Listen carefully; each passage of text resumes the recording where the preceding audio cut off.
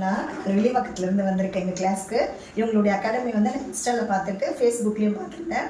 நம்ம இவ்வளோ நாள் வந்து எப்போவுமே வந்து ஒரு பேக்கிங் கிளாஸ் வந்து நம்ம என்ன இப்போ ரொம்ப எல்லாருமே யூடியூப் பார்க்க ஆரம்பிச்சிட்டோம். யூடியூப் பார்த்து நல்லா சமைக்கிறோம். பட் பார்த்தீங்கன்னா யூடியூப் பார்த்து நம்மளுக்கு வந்து சமைக்கும்போது ஏதாவது ஒரு சொதப்பு கண்டிப்பாக வரும். ஆனால் நம்ம யோசிப்போம், அவங்க பண்ணியிருக்காங்க எப்படி சூப்பராக இருக்குது, நம்மளது வரலையே அப்படின்ற மாதிரி நம்ம யோசிப்போம். பட் வந்து அது வந்து ரியாலிட்டி கிடையாது. நம்ம போய் பேசிக்காக ஒரு கிளாஸ் போய் கற்றுக்கிட்டா மட்டும்தான் அதில் இருக்கிற சின்ன சின்ன ட்ரிக்ஸ் அதில் என்னென்ன அப்படின்றத நம்ம கற்றுக்கிட்டா மட்டும்தான் மெயின் நம்ம ஒரு ஆஃப்லைனில் வந்து நேரில் வந்து கற்றுக்கும் போது அதுக்கு வந்து வேல்யூ ரொம்ப அதிகம். அப்படி இவங்ககிட்ட தான் வந்து நான் ப்ரௌனிக்காக வந்திருந்தேன். ஆனால் உண்மையாகவே ரொம்ப பொலைட், ரொம்ப அழகாக, ரொம்ப ஸ்வீட்டாக நம்ம எவ்வளோ டவுட்ஸ் கேட்டாலும் அந்த டவுட்ஸை வந்து அவ்வளோ அழகாக கிளியர் பண்ணி இன்றைக்கி நல்லா உண்மையாகவே ப்ரௌனி இன்றைக்கி நான் நிறைய டிஃப்ரெண்ட் டைப்ஸ் ஆஃப் ப்ரௌனி பண்ணேன். ரொம்ப சூப்பராக இருந்தது. ஒரு ப்ரௌனி கூட நம்மளுக்கு வந்து சொதப்புச்சு அப்படின்ற மாதிரிலாம் இல்லை.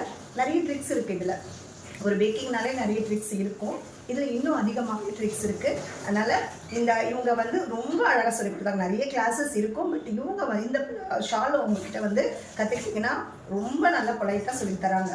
ஸோ கண்டிப்பாக ஆப்பர்ச்சுனிட்டி கிடைக்கிறவங்க கண்டிப்பாக ஒன் டே தான் வைக்கிறாங்க ப்ரௌனி செக்ஷன்.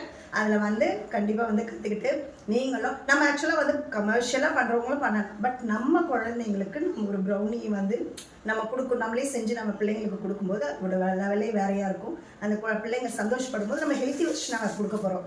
ஸோ அந்த ஹெல்த்தி வெர்ஷன் வந்து அவங்களுக்கு வந்து ஒரு ப்ளஸ்ஸாக இருக்கும். So all are welcome to ஷாலோஷ்.